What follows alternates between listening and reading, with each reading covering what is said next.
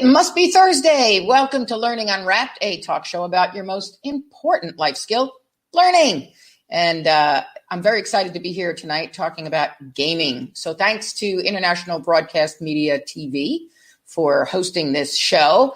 And I would like to say also that today is National American Sign Language Day. So we have one of our consultants who actually heads up our new California office, Marisa Schomer, who knows sign language very well. She's going to give you a welcome to Learning Unwrapped in Sign Language. Take it away.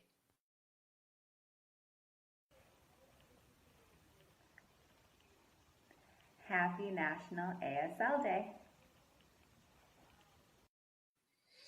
And you know, something I learned this week that she taught me is that in sign language, so this is I, and then this is L, which then stands for love. And then this is Y for you. So when people go like this, I love you, a lot of people use that, but they don't realize where it came from, that it's actually a combination of I love you. I can do that, right? I love you guys. Thank you for being with me tonight, live audience. And now let's bring in the guests. If you are here with us live, remember to use the comments and just jot down whatever you want. Say hi. As the guests come in, you can ask them questions. So it's a wonderful thing. All right. Well, my co-host tonight works at IDE, Innovative Designs Corporation with me, Innovative Designs for Education. Yeah, I know what my company name is, Innovative Designs for Education. He works there with me as one of our fabulous instructional strategy specialists, but he also has a secret power, and that is that he runs our Friday evening game nights. Please welcome Shane Johnson. Hi, Nancy. Hi, everyone. Thanks for having me. Is it bad I can't remember the name of our company? Not really. You've got a whole team that can remember for you. It's a wonderful thing. So, Shane, tell me about something you learned this week. This week, I learned what a MOBA is. So even though some might call me a gamer, I'm predominantly a board gamer, and I'm a little bit farther removed from the online gaming or the video gaming. But a multiplayer online battle arena, it's one of the most popular types of esports games, and I'm sure that Dr. Joey will be speaking more about that later. So you're a MOBA? No. You're not a MOBA. No, but it is. Are you an aspiring MOBA? Maybe, sure, maybe. Especially when you can make like millions of dollars now in esports, it might be something to go towards. Right. Well, it turns out it is the fastest growing sports industry, esports, and will be worth billions of dollars, in a couple of years. So let's get in on that. Yep. Joey can tell us the stocks to buy. Okay, speaking of Joey. Let's bring in our first guest, which is this first guest is the director of esports and an associate professor of esports at Shenandoah University in Winchester, Virginia. He launched the esports competitive teams there in 2018. He wrote one of the first esports curricula for higher ed in the world. He co-founded GHS Esports Solutions, LLC, to provide consultation on esports implementation strategies.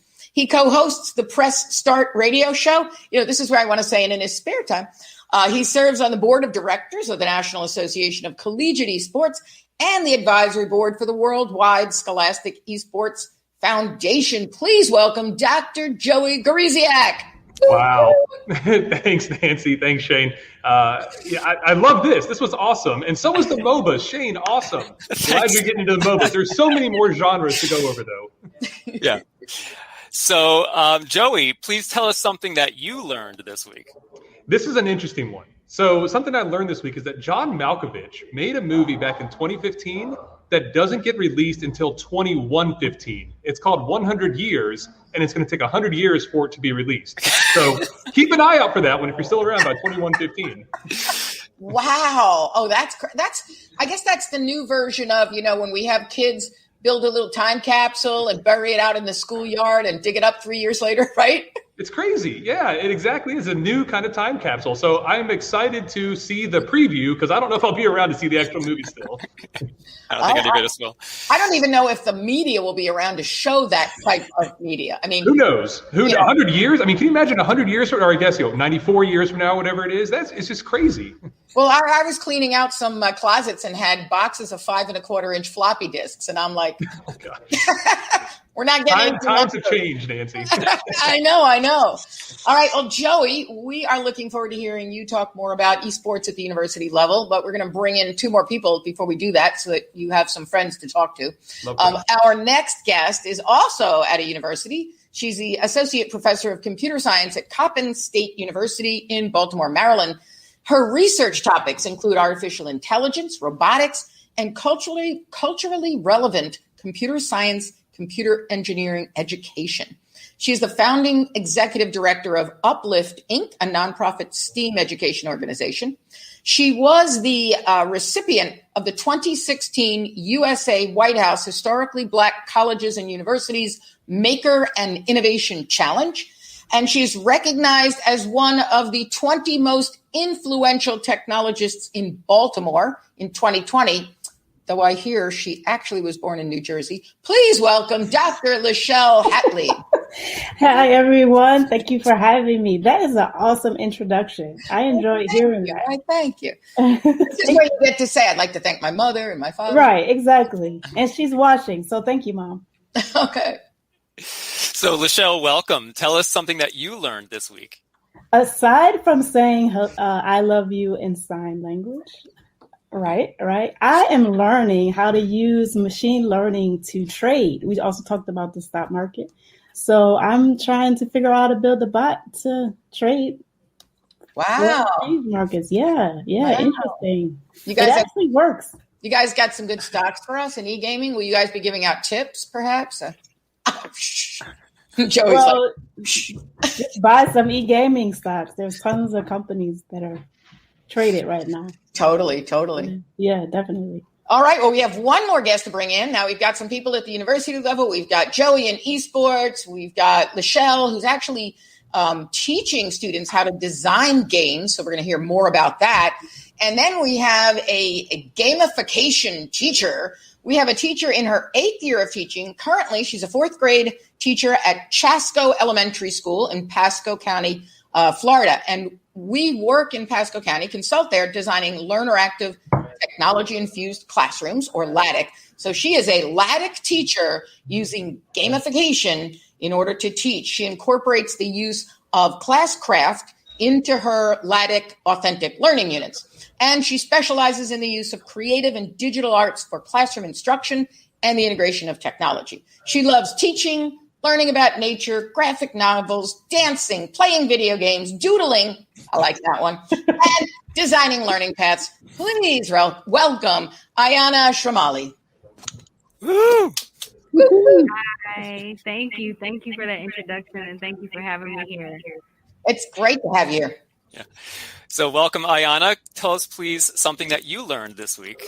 Something that I learned this week, I was thinking about this as everyone else was saying it, and this is a tough question because I learn so much every day. Right. It's hard to pinpoint just one thing I've learned. So my first thought is to think about my students. I learned so much from them. So I'm going to say that I learned that they have no idea what Pong is or a like an arcade console.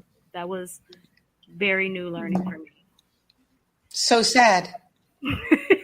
They learned it that day, though. Well, Ayana, I'm going to guess that you don't have a box of 5 1/4-inch floppy disks around either. I don't, but I did have floppy disk in elementary school. Okay, that sounds good. It sounds good. All right. Well, welcome. And I would like to welcome the live audience. Thank you so much for being here. You're going to throw out questions, and Shane, my co-host here, is going to keep an eye on those, because what happens is sometimes when the live audience sends out a comment, we don't actually get it until about 30 seconds later. So sometimes if you want to give a shout out to someone, throw their name in here, because when you just say great point, we never know whose point it was. But if you have a question, I know, arcades. But if you have a question, feel free to put it out there. And Shane, you're going to keep an eye on those for us, right? Will do. That's good. I need all the help I can get. All right, so let's go start the conversation. So we're talking about the power of gaming and gaming at all different levels. And what I've been reading about is the fact that, our brains get used to processing information in certain ways and working in certain ways. And that the gaming industry and the fact that children are so into gaming that the millennial generation and Generation Y's brains are actually being rewired to think differently, which is going to have significant implications for teaching at the K-12 arena as well as university. So how do you see gaming changing kids, or how do you see them reacting to it? Where do you see gaming playing a role in their lives? Who wants to kick that one off? I'll kick it off. All right, Michelle, you're up. So first, I think with gaming, you are inherently having a good time, right? That's why you play games, and I think that's why it's really, really powerful when you bring it into whatever it is you're doing, be it learning how to solve math problems or learning how to paint. But one thing I found that was really, really interesting with the students I teach is that they admitted to me they sometimes play games so much that they can't distinguish between reality and the game. So they'll go out in the world for days and days and just realize, wait, this is not a game. And they'll admit that. And they'll admit it. I need to get back into reality. That's what they tell me. Give me a minute. Yeah. I find that very astonishing. That's a good point, because movies have that effect on me. So, when I go to a movie, and if there's a movie that's what do you call it, detectives or something, after the movie's over and I go to the ladies' room, I'm kicking up in the door and going in like this. Right. I'm like that with scary movies. Yes. Right. Character, and I can imagine, I watch that as you are gaming. I play a game on my phone called Township, where you are gathering, you're growing crops and you're manufacturing goods and doing all that. And it's really funny because I will need, let's say, syrup. And then when I'm going shopping, I'm buying syrup because I think I need it. Wow. So, separate, Nancy. You got to separate. But you can see that would happen. So how else are we seeing gaming changing or affecting the way we think? Yeah, to piggyback on Michelle's point, I think that we're seeing the lines blur between reality and gaming some. And things like Pokemon Go, that was a huge phase a while ago where it was almost the same. It was reality and it's gaming at the same time, makes things a little dangerous. But to go where the power of gaming is and how students are even wired a little differently, the way that we can use gaming is as an educational opportunity because of the passion that students have in gaming. And there is so much that can be learned from playing video games or involved with games that is so much more than just gaming. It goes beyond gaming. It's teaching them soft skills. It's teaching them hard skills, communication, adaptability, all these things that are incredibly important to, yes, working in gaming or esports, but working outside of that too, to make productive citizens. But it's something that they all do. It's something that kids these days, they understand, they're passionate about, to develop a sense of community. But it's got to be used as a way to get them to an education, to teach them that there's so much more than just gaming. It goes way beyond that. Right. I'm elementary level, so I'm seeing the younger bracket of what's going on. And what I've noticed in just the last 3 classes that I've had, the last 3 years, well, I would say last 4 years, it's very much sped up, their desire to do things. They want to be active constantly, and they want to be involved in one thing after another. I don't want to say their attention span is shorter than what I've seen in my first few years, because I don't think it's attention. They are once they've attached to something, it's hard to get them to break their attention sometimes. But what I am seeing is that they are becoming much more busybody and busy. They're interactive. They're interactive too, right? Like, they want to and they engage want to be interact. immersed in something. Yeah, and they I would want to be add, I saw a fully comment. involved with something. Oh, sorry. I saw a comment in the chat, and somebody said, "Is that why my son is misbehaving?" Probably, yes. But I also would like to point out that kids, they don't separate their day, right? Like we say, okay, now it's work time. I get off at 5, and now it's time for me to relax, and now it's time for me to do this, and we segment our life, weekday, weekend. Kids don't do that. They live every day to the fullest, basically. And so whatever they're engaged in, they're present. And if that experience was amazing, then they want to continue that to the next experience. Now, if it happens to be that they need to be quiet now, but they just participated in a very loud, rambunctious, awesome time, they're going to likely want to just continue that because it was fun. Mm-hmm. Right. I think it's so true that when you talked about the attention span, it's, because teachers will say sometimes, oh, the students don't have an attention span. Well, they do. Right. They don't have an attention span to what you're doing. What you want them to do. Right. Right. And I remember thinking back to prior to the 1970s, we had very few choices in life. I mean, if you think back, if you watch old movies from the 1940s, all the cars are black. It was the only color they made cars in. And then as time went on and we started to be able to have, we went from like World War II to manufacturing goods with no differences in them. And then we got into, in the 70s, we got into the ability to design things. So all of a sudden you can have a car in any of a number of colors. Right. And even if you think about, my favorite, the toilet brush, there are like 20 different designs for a toilet brush that you can get. And so now what's happened is we've become very comfortable with choice. We expect choice. Yes. We expect engagement. We expect that we can have that level of interaction. And yet in schools in general, we're asked to go back to the factory model of here's the one way and you should follow along and please be compliant. And I think that, kids today are just not, it's not the way they're wired. Mm-hmm. Right. And we need to adapt. And I want to add too that they're very, oh, sorry. You're fine.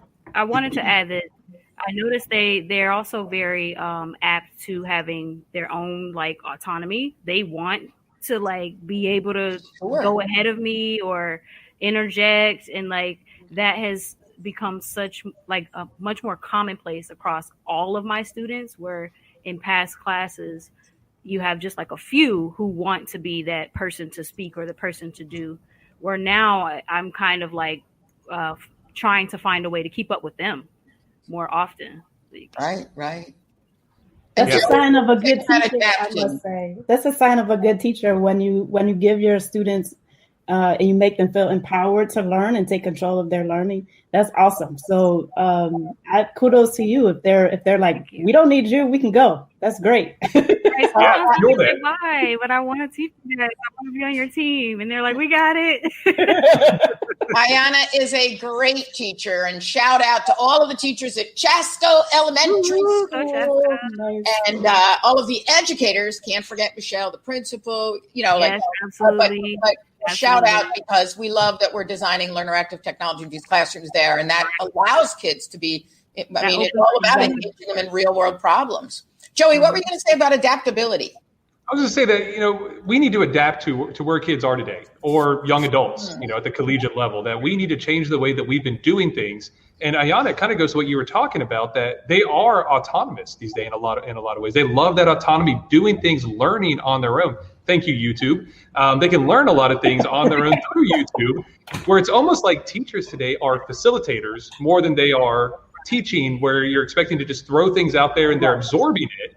Kids are interactive. I mean, look at YouTube, look at Twitch. They're interacting and engaging. They're not passive learners, they're interactive learners. And that's the way that as educators, we need to adapt to that, to find better ways to support the way that they're learning, support the way that engages them for longer periods of time, because it's just a different way. Doesn't mean it's good or bad. It just means it's different. Right. And that we need to continue to adapt. I agree with that. I've been having conversations with administrators lately because they're getting ready to, provide professional development for the coming year, et cetera. And we've been talking about the fact that I keep saying, like, everything you need to learn from a content standpoint is on the internet. We don't need teachers presenting content lessons anymore. What's not on the internet are some of those, Joey, what you were talking about earlier, the soft skills, like being able to collaborate with one another, being able to engage in a good conversation, being able to analyze the data, being able to synthesize, being able to come up with a solution to a problem. That's not on the internet. And that is what schools need to start doing. And a lot of schools are talking about learning gaps as we head into the new year. I saw that Shanae put up a note that said kids are always learning. They're just not learning what we want them to learn. And it's true that as we head into the new year, we're going to find a lot of gaps. The way around that is not to cram in a lot of lessons for everybody. It's to really have personalized learning and a kind of classroom where everybody can be learning at their pace in their way. And that's the kind of classroom Ayana runs. Right. So, you've given me magic with that. Tell us a little bit about Classcraft. And I think we even have some images of from your classroom. Yeah, we have a few. Well, I want to start from where you just ended with the Laddick Classroom, because that's kind of been my springboard. You know, I've learned a lot of, my first steps to even getting started with gamifying my class with having a learner active technology-infused classroom. I'm very proud to say likes my book. He read my book. I read both of them, by the way. But with Classcraft, I just started that this year. So I would say, as far as running a system in my class that is anywhere qualified as gamified, this is like my third year. And Classcraft is basically like an LMS that you can use, a learning management system, where you can use to just track your students' like engagement. You can give them points. They have their own avatars, which you see like here. This is our welcome page before they enter my classroom. I'm a virtual teacher this year, by the way. So this is kind of like our front door this year. And we work together to make these class rules. But once they're inside of the game, they each have their own avatar here. And they, our mechanisms for running the class is having HP, which is their health, kind of like monitoring their behavior. They do that with me. AP, they have like special powers they can use throughout the day to keep them in control of the classroom culture and environment.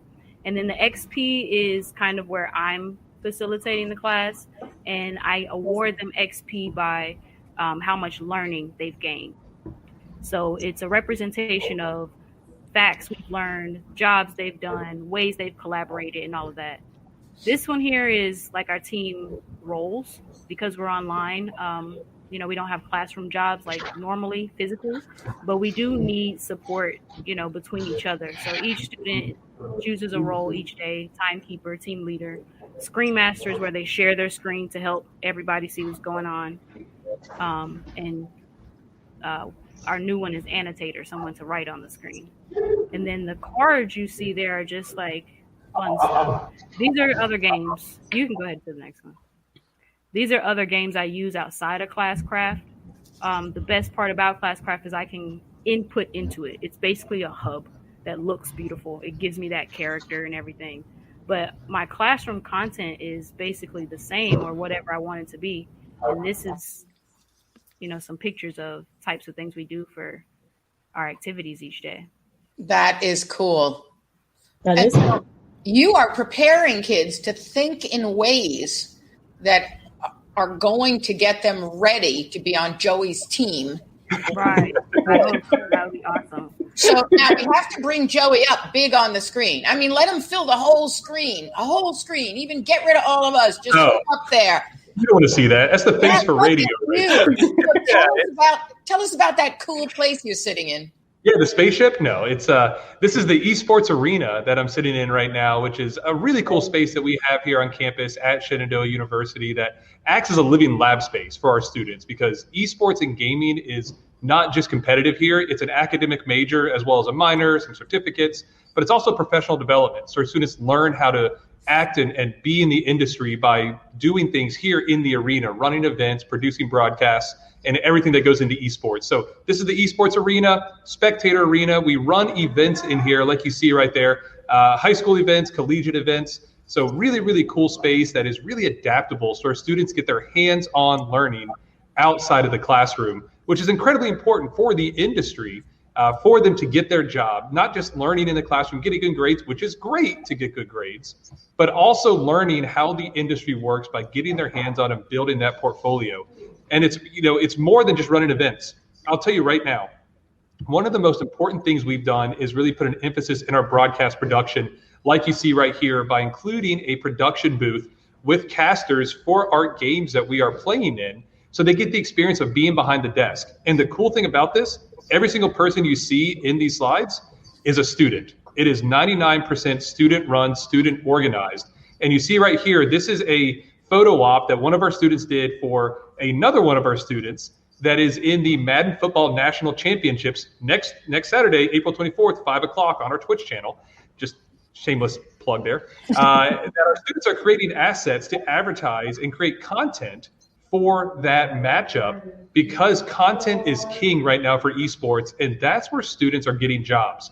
And also through partnerships like we have with a professional esports organization in Washington, D.C. called the Washington Justice of the Overwatch League, that our students are getting internships. Their administration is teaching our courses. They have professional development for our students. So we're engaging our students in a lot of ways outside the classroom to get them the hands-on experiences they need to grow their network and get their jobs, because that is so incredibly important for them to understand as they graduate, that it's not just about going to class. It's not just about grades. That's great. But make sure you're doing things outside the classroom while you're at school, right, to separate yourself, to get that hands-on learning. So incredibly important. So, Ayanna, that's where your kids are headed. Yeah, I hope so. I have a couple in mind right now as you say that. Like, you'll have to have them watch the show. Yeah, I think a couple of them are probably here. I in my day with them at 4:10. So today I was like, all right, guys, I'm gonna be on this thing. We need to leave a little early. So I let them know that this was going on, and they were so proud of me. So thank you, guys. My students are like my best cheerleaders. They're awesome. Well, shout out to the students. Awesome. MSO, fourth grade, MSO 4. And the fourth grade treehouse. Right. So, and now also preparing them for that. Lachelle, I know one of the many things you do, because you're involved in so much, but one of the many things you do is get involved in teaching gaming and creating games, and particularly games that are culturally responsive. So I know we've got a couple of images here we want you to tell us about. Sure. So I'm sure. So this game I actually made because I made it actually, I think, back when the mobile phone came out. So I'm dating myself. And I just wanted to learn how to make an app, generally speaking. And when I was an elementary school teacher, I was teaching kids how to search the web. And one of the assignments I gave them was searching for artifacts that African Americans had invented or had the patent for. And I still had that data, that information. So I was like, let me just make a game out of that, a quick match game. Let's see how it goes. And so there you have it. The Miles and Aisha Black Inventors match game. Miles and Aisha are characters that I use in my research. The front end is the avatars that you see on the screen, and the back end is artificial intelligence that allows for that personalized learning that we talked about earlier. And so here's an adult, which on the right-hand side, I guess it's my right, who's playing the game. I had no idea that adults would be intrigued by the game, and they actually compete against who can solve the match board as quickly as possible because there's a timer. But also, great. Of course, kids enjoy the game as well too, and most kids play together for some reason. So. And then I turned that into a puzzle experience. And so, which is kind of like a game, but not an electronic one, especially if you're working with the student, trying to say, okay, well, do this really quickly, or how would you solve the puzzle in a different way? So that's just an extension of the match game. And, I was reading somewhere, and I wish I would have captured it to share it, so maybe you know something about it, that actually Black gamers are the fastest growing group of gamers. Joey, you're nodding your head. That's interesting. And I actually thought it was, well, I'll say the women over the age of 40 is like the biggest population of gamers, right? Or maybe it's even over 50, which is odd, but I accept that. Right, exactly. Are you a gamer? Well, not like you guys, but No. yes, I do love my games. Yeah, so that's interesting. I mean, just talking about all the different platforms that Ayana uses in her classroom, and even for esports, I know my students are watching too, and my computer science students. This is what you can create with your programming knowledge, right? None of this, even this topic that we're talking about, e-gaming and gaming in general, would not exist if there wasn't a software developer who could program it. So talking about empowerment, let me empower you all who are watching right now to get into this industry one way or another. Definitely. I would say you've given me some power because I downloaded your app and my kids will be playing that in their Hills of History quest. Nice. Very good. Thank you. Let's go into the tree more house. information about inventors and things. And then I met you and I was like, oh my goodness, this is. Yeah, it's really funny. This someone told me that their daughter played the game endlessly, like all the time. And when she met me, she was starstruck. They told her, "This is the person who made the game you were playing all the time," and she just looked at me like. So again, there's that really thin line between reality and gaming, right? She just was in awe that she actually met the author of the game, which speaks to cultural relevance and all of that other empowering stuff that I always talk about. Right. Well, back in the late 80s, I guess, I was teaching high school computer science. I was teaching C language because I actually was a teacher. I then went into the computer science field and was working as a programmer analyst. And then I came back into teaching because I realized that's really what I wanted to do. Mm-hmm. There weren't a lot of teachers coming back who had a master's in computer science and could program in C language. So I started teaching this class. And I remember I was teaching them how to create games. Now, back in the day, I don't know if anyone remembers, or perhaps if you've read in your history books, that there were these things called adventure games. Right. And they were completely text-based because we didn't have those GUI interfaces, right? So it was like, you're walking down the street, you see this house, there's a door open and it looks abandoned, and you push the door open and walk inside and the door slams behind you and you can't get out. You've got to find the key and make decisions like right, left, and, or I guess we actually used east, west. But it was interesting because what I did is I had my kids, asked my kids if they wanted to design their own games, and they were like, yes. So then I gave them 2 days to play games. And I'm like, play any of the games you want, and I just want you to keep a journal of what do you think makes a great game. Then they had to create their storyboards. And then my favorite, and I don't know because this is the way I believe teaching should go. Now that the kids are all ready to create, I'm like, well, go ahead, start programming it. And they were like, yeah, right. How do you get text on the screen? And I was like, oh, that's the print command. Let me show you how to use that. So then they were like, print command, print command, print command. And then they were like, well, how could you have an object somebody could pick up? It's like, oh, you're going to need a variable. Okay. And then it was like, well, how could you pick up more than one object? Oh, that's going to be an array. And it was like, it was great because talk about teaching from a felt need. Everything they wanted to build into their games, we just added. But in the end, it was a totally text-based game. And look at where we are now. I mean, the fact that we have esports at universities and apparently kids get scholarships too, right? Scholarships. Some get full ride scholarships. There are a number of schools that offer completely full ride scholarships and bring in high level esports players or former professional players to come compete. And so, yeah, there's a lot of scholarships. There's a lot of different opportunities because every school has different offerings, whether it's the kind of game they play, kind of experience they have, and everything else in between. Scholarships. I mean, it's a little crazy. I'm a traditional sports person by trade. I am not a big brain where I can actually program games myself. So thank you to those that can do that. I appreciate your contribution so that I can play the games. I'm a big fan of that. But yeah, it has really grown, and it really does offer a unique chance to engage with students in this new and meaningful way that also creates a community for them on college campus to keep them engaged for longer periods of time, not just to recruit them to campus, but to keep them on campus to get that degree, not to come for 1 or 2 years, but engage them, get them in a community, get them around like-minded people, and get them that degree, because that's very important, very powerful to get them for them to graduate. And Joey, what are some of your esports teams? What are they playing? Oh gosh, okay. You want me to rattle off all the games that we've got here? Oh, just rattle a few. Okay, Overwatch, Rocket League, League of Legends, CSGO, Valorant, Madden, Call of Duty, Fortnite. We kind of run the gambit on a lot of these games. It's a lot of fun. Some of those are the varsity level, some at the club level, and we're in a living space right now. So I apologize what you see behind me because we got students in here practicing right now and competing. We got matches going on. They'll be coming in a lot later too. So pretty big. The biggest ones are Rocket League, Overwatch, League of Legends, really the biggest universal ones at the collegiate level. By the way, Shane, League of Legends, one of those MOBAs that you learned about. There you go. Oh, Shane, maybe you can get into that and start teaching us that on game night.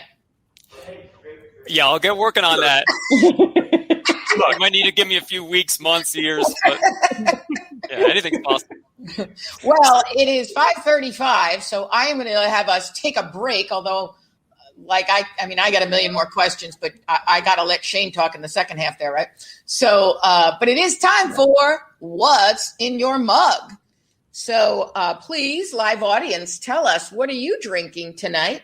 I happen to be drinking a nice decaf coffee from one of my favorite places, McDonald's. And I've chosen this mug because now this is a mug from what era, what decade would this be from?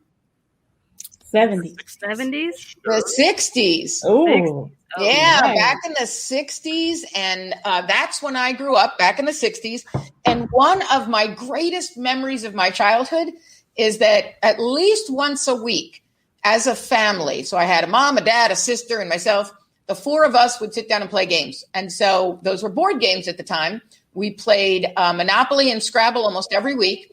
And I was the young one. So, of course, my sister was 5.5 years older than I. So in order for that, when they needed me to play, so they kind of dragged me in at a young age. And I remember, how they say on video games, there are often these helpers that come in and wizards that give you suggestions. So for me, that was my mom, because every time in Monopoly someone landed on my spot and I didn't yell out rent, my mother would elbow me, and then I'd go oh, rent. That's how I learned to collect rent. And then when they got to the point where they needed my sister was going to college and they needed to learn bridge. They dragged me in there and I became the fourth and learned how to play bridge. Now that wasn't online gaming, but those are the games we played back in my day. And so, here's to, unfortunately, my mother, father, and sister have passed on to be with the good Lord. So I miss you and thanks for teaching me or getting me started on gaming.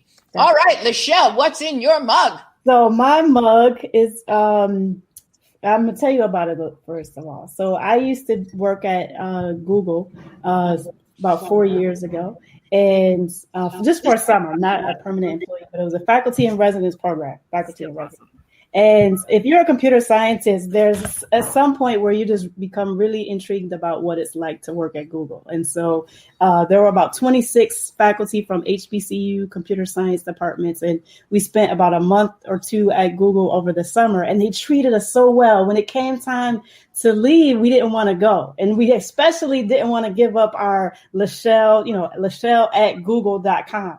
And we were just distraught about it, right? And so they surprised us and gave us a mug with our email name at Google. And so Lachelle at google.com will forever be my email address in case I ever go back there. So this is my favorite mug. But what I don't drink coffee. Yeah, let that sink in. I've never drank coffee ever. But I do drink hot apple cider. And so that's my favorite drink. And what I would, if there was something. Hot apple cider is good. Do you pepper it with any? I think you're giving me an idea. But no, I don't. I go to the adults on the show.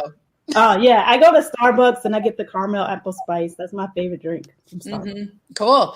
And live audience, tell us what's in your mugs. I see A.H. Tatum loves McDonald's coffee. Me too, especially the decaf. We have Jillian White, who is drinking water, as always. Love that. And Marianne Choma, I see that your dad drove a buggy bus. That is so cool. I think you're going to have to get this mug, so you can play around with that. All right. Shane, what is in your mug? So today I'm being promotional.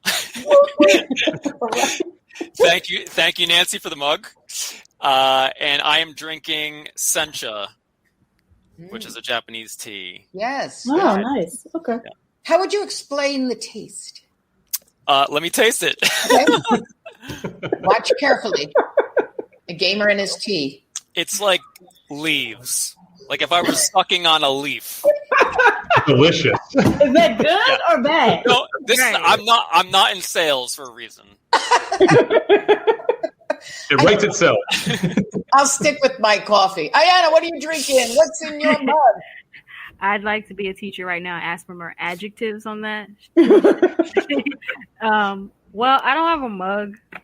I have plenty of mugs, actually. I get a lot of teacher mugs, but they turn into planters or just like other things. I tend to get like favorite jars or cups every now and then. Right now, this is my favorite. Nice. Because it's really big, and this is a reusable straw that I bought from Wawa. I'm proud of that. Nice. But it's strawberry lemonade. Yeah. Strawberry lemonade. And Wawa sells reusable straws? That's very good to know. Yeah. With delivery. Good to know. Nice. You know, next week we will be celebrating Earth Day, and so we will want to make sure that we're talking. And last week we were talking about sustainability. I don't know, the shows all run together for me, but they're all a lot of fun. All right, Joey, what's in your mug? Well, unfortunately, I'm a little boring right now. Let's see if you can see this. This is a Fallout mug. This is Pit Boy, which is a fantastic video game. It's not an esport. It's not competitive. It's just a fun escape, relax, open world, just incredibly fun game that you can put hundreds and hundreds of hours in, and you're not even scratching the surface still. So if you've ever get a chance to play the Fallout series, fantastic series of games. What's in it right now is I'm boring right now, y'all. And I say y'all, I'm originally from Georgia, not Virginia. What's in it right now is water.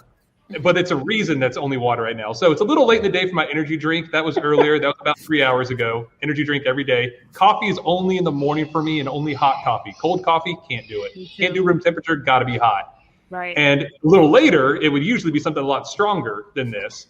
But it's water right now because this weekend I'm running a 24-hour race that I got to get ready for, that I'm going to do about 20 miles of trekking. I've got 16 miles of canoeing and over 70 miles of mountain biking. So I'm taking it easy until I get done with that. But then when that's over, then I get back to my normal routine and get my stronger things going. But right now it's water because I'm in training. That's going to end real soon after this weekend, and I couldn't be more excited about it. So that 24-hour race, is that on video or in real life? No, that's IRL. That's in real life. All right. Yeah, I am not ready for it either. So it's going to be an experience, to say the least. I bet. Just play a game like you're running. You'll be fine. Exactly. My stamina. I got to get my stamina stats up, though. Yeah. Pretend you're in the game. Yeah, exactly. I wish. Well, yes, we wish you. Holly says she wishes you the best of luck. We wish you the best of luck this weekend. Thank you. And Shane, why don't you kick off the second half? You got some questions for us? Yes. So to honor the audience, and one of the questions that came up before, I don't know if one of our directors can put it up. It was from Eric House. It was a question involving AR, which I believe is augmented reality. Mm-hmm. And the question was around, does that blur? Thank you.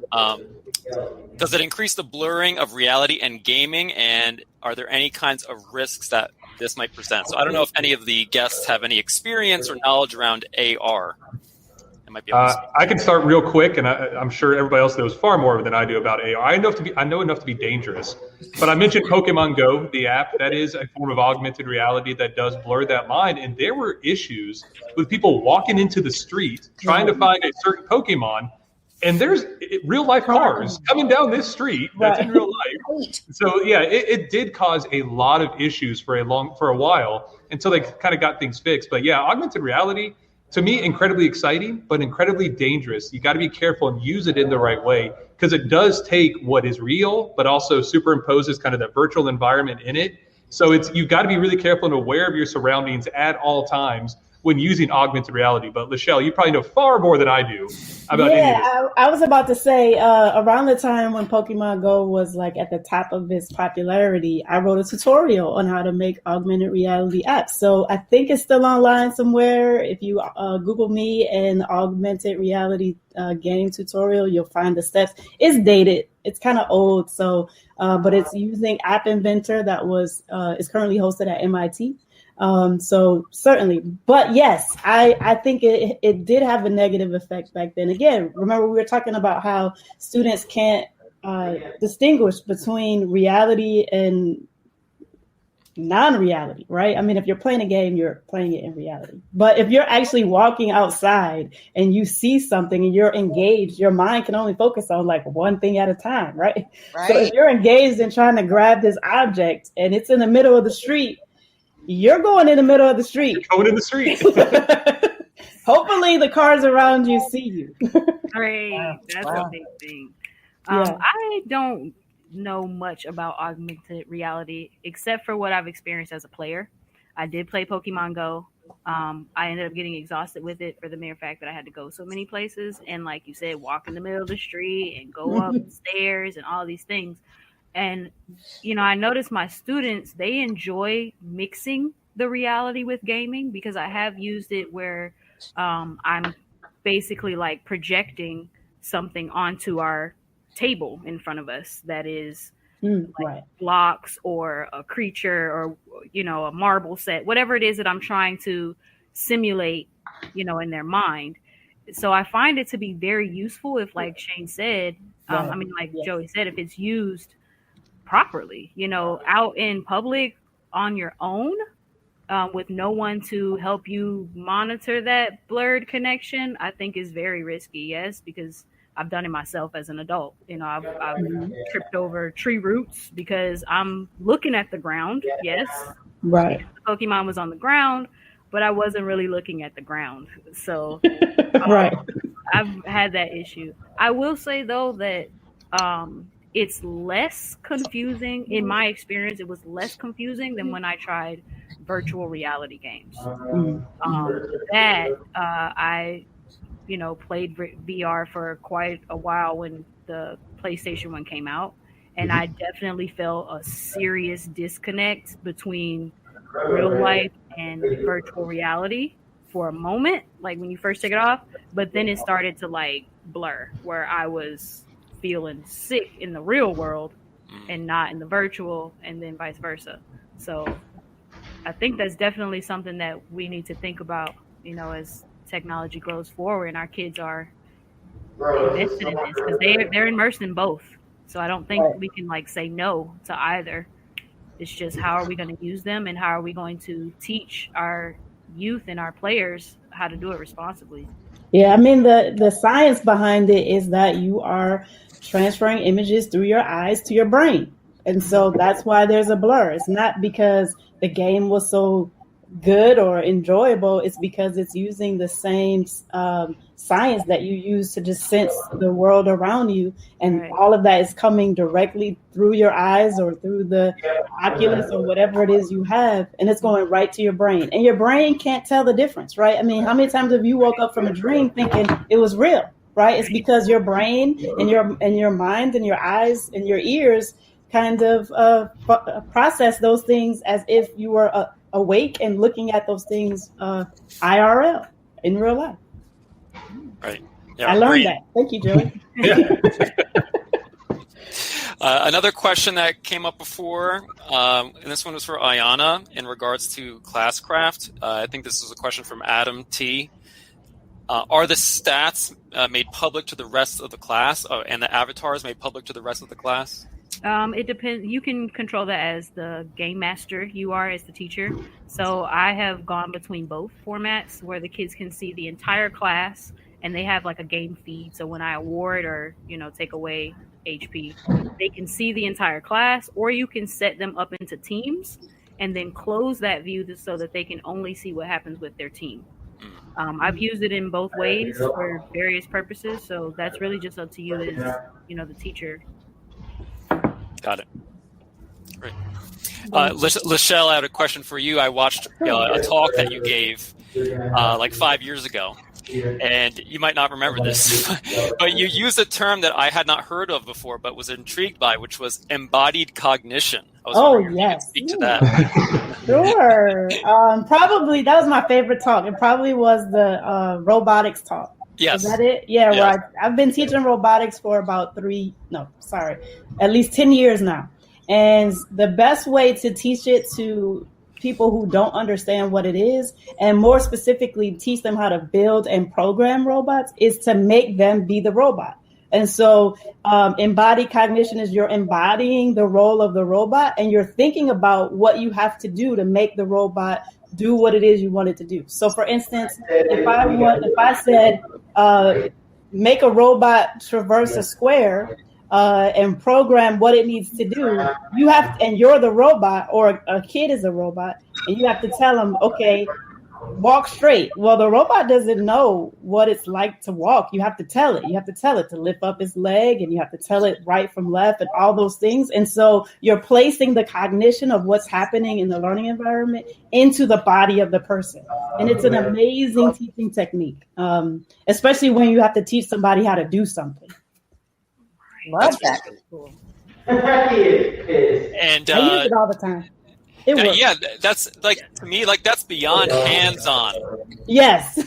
Right? I don't know how to follow up with Body. that. How do I even ask a question here? I'm like sitting here just like amazed by this. I don't know how to follow that up. I don't know how to ask a question. I'm just like, ooh, tell me more. Yeah. This is cool. Yeah, that is way up here. I mean, that is awesome stuff to hear. I love that. We might need another show just on that topic.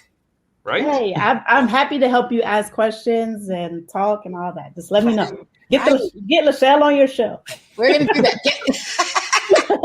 Get Michelle on your show. I like that. All right. We'll be back. I can tell. Keep going, Shane. And Joey, for you, what is the most exciting thing right now in esports? Like, especially something that the public who's not involved in esports or watching esports might not be aware of. Oh, jeez.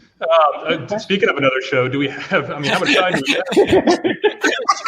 There's so much happening in esports, and it happens so quickly. Yeah. I mean, it's a multi-billion-dollar industry now. So one of the most exciting things for me is all the new job opportunities that exist in esports and tangential to esports, because I see the passion that students have for learning about this field. And it's nice to see that there are career opportunities to keep them engaged, keep them passionate about what they're doing.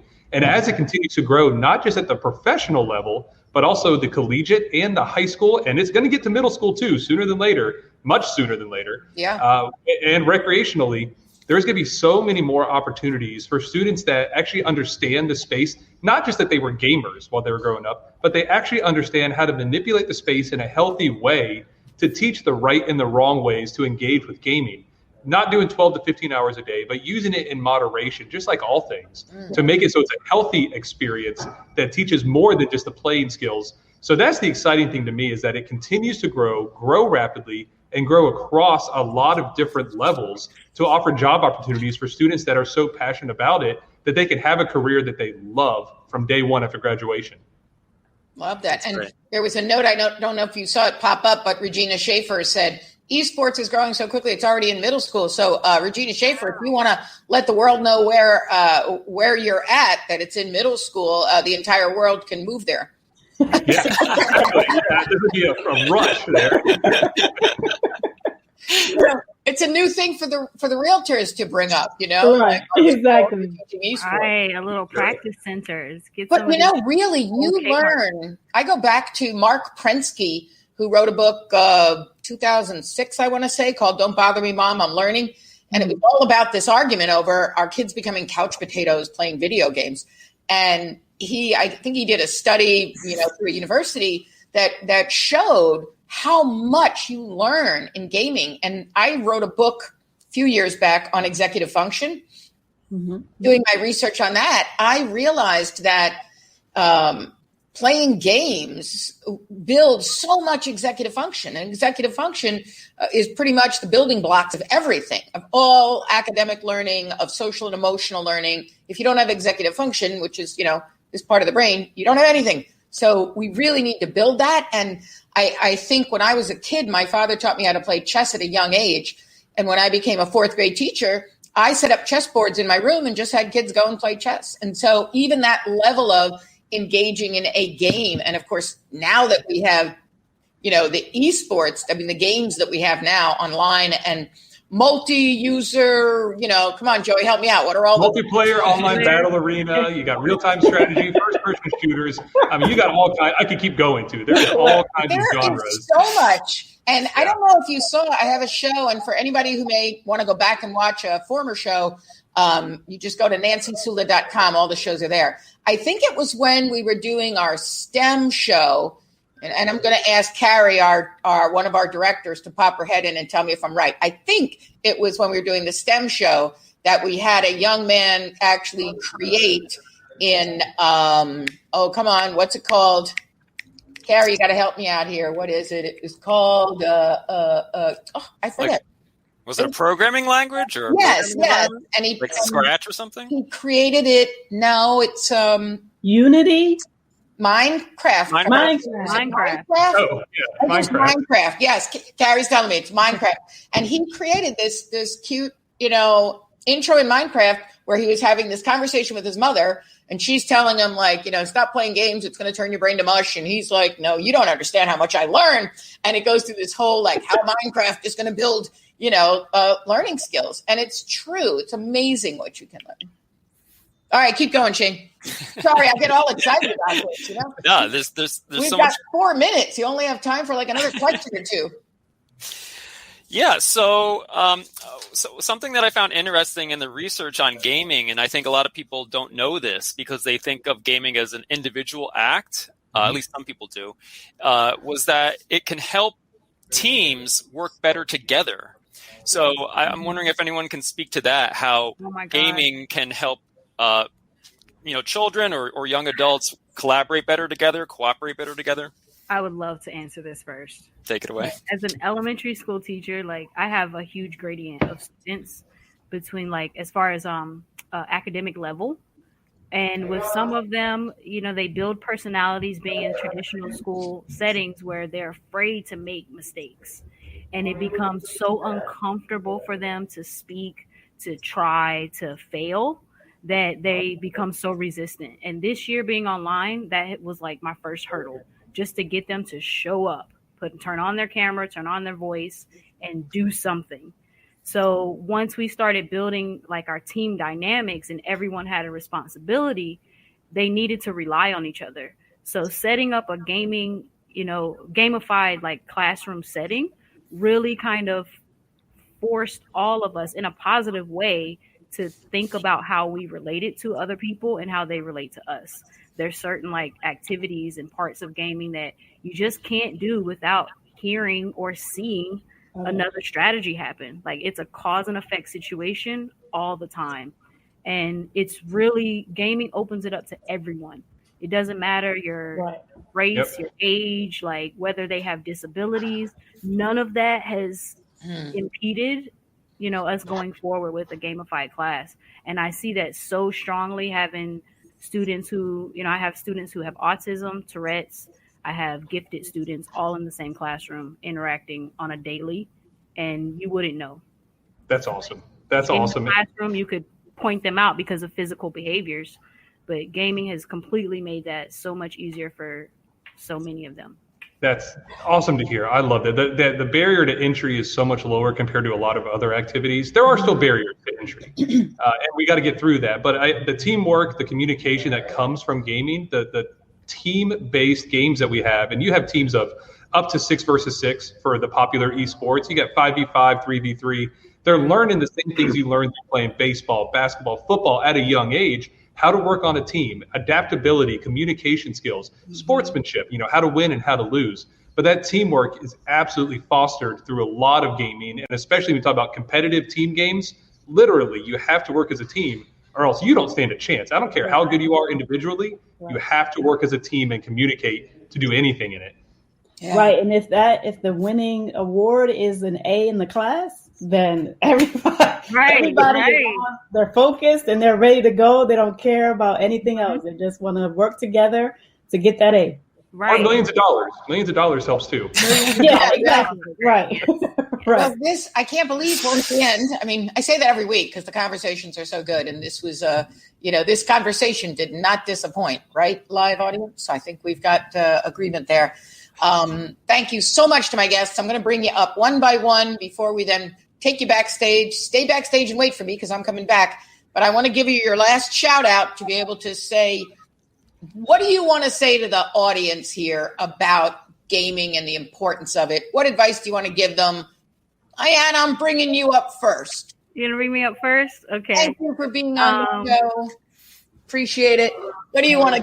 What words of wisdom do you want to leave us with?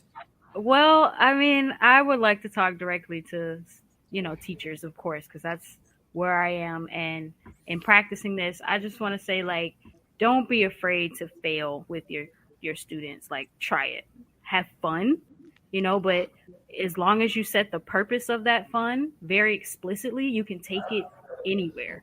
And that has been such an empowering thing for me and my students, that I'm growing such a passion for gaming that, I've never thought about before. It's changed the way I think, the way I plan, and the way I teach. And, I know that a lot of teachers, once you get good at what you do, it's really scary to try something completely new that may be completely foreign. Like, I wouldn't consider myself a gamer. Mm-hmm. When I first started teaching, I started with a teacher who did board games, dice, everything game, and it was fantastic. And I was like, I don't know how to do that.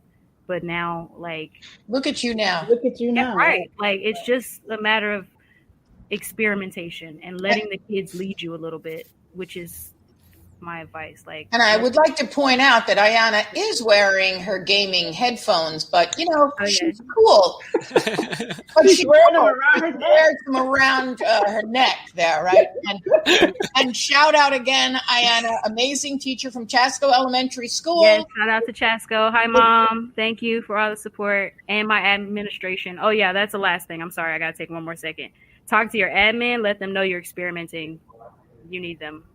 Yeah. Well, you've got great admin over at Chasco. I really do. I'm thankful. And so, parents at home, if you want your kids to be in Ayana's class for gamification, you got to move to Pasco County, Florida. So, or just follow me on Instagram, Teachers Treehouse. I'll have something there for them. Instagram, Teachers Treehouse. Yeah, let's put up the ticker one more time for Ayana so everybody can find her. And I have Instagram and YouTube are both the same, Teachers Treehouse for both.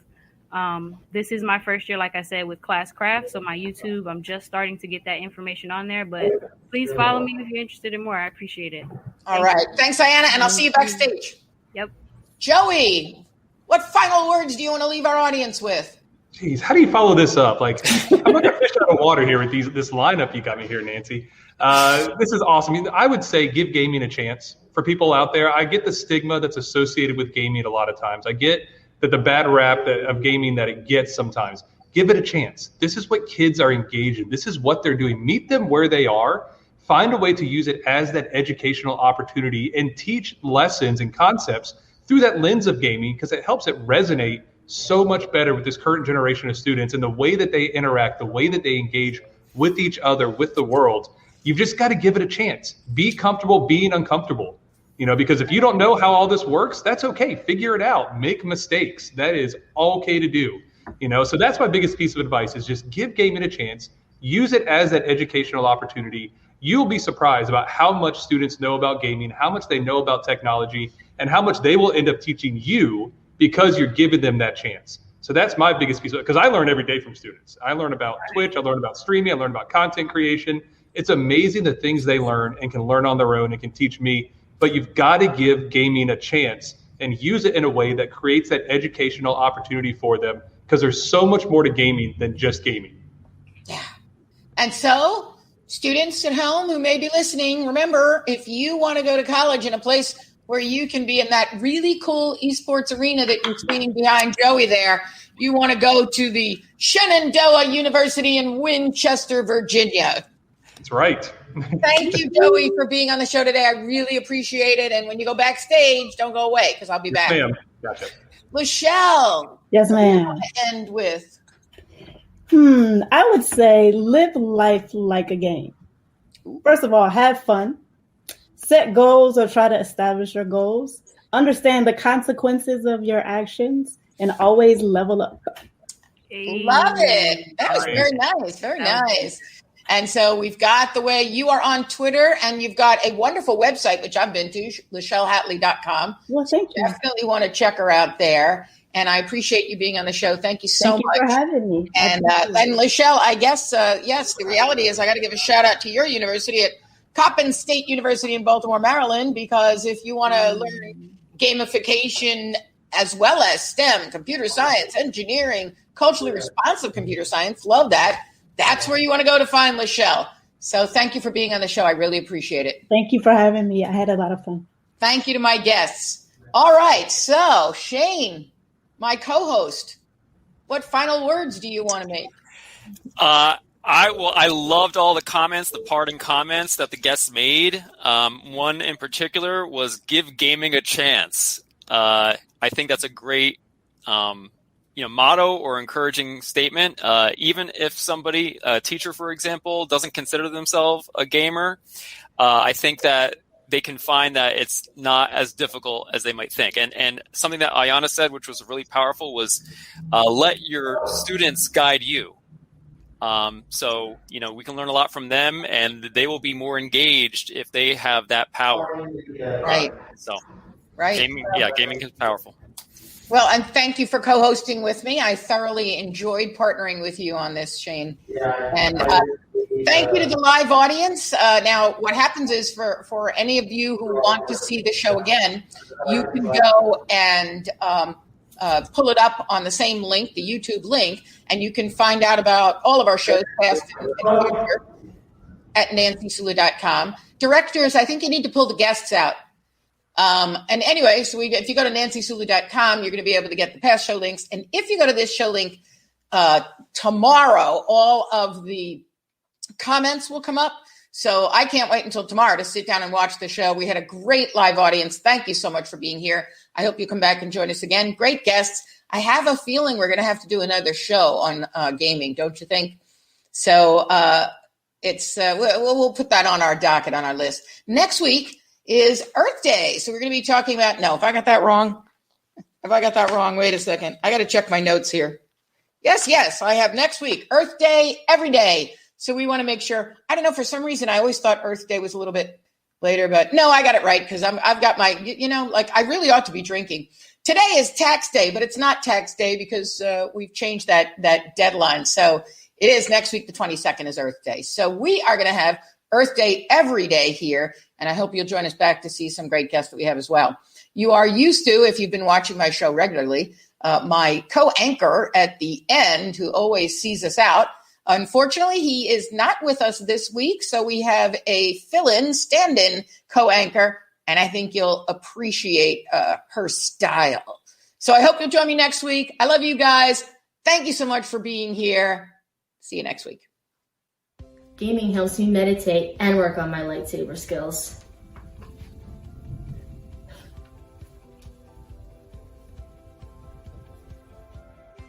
Hi, this is my tablet, and I like to do my animal hair salon. I like to play video games because it helps my problem-solving skills, and I get to play with friends. Some of the friends I'm good friends with today, I've met on video games. I like to use my Logitech headset since it has great audio. I've also been trying to save up for a Logitech G920 racing wheel and one of their mice.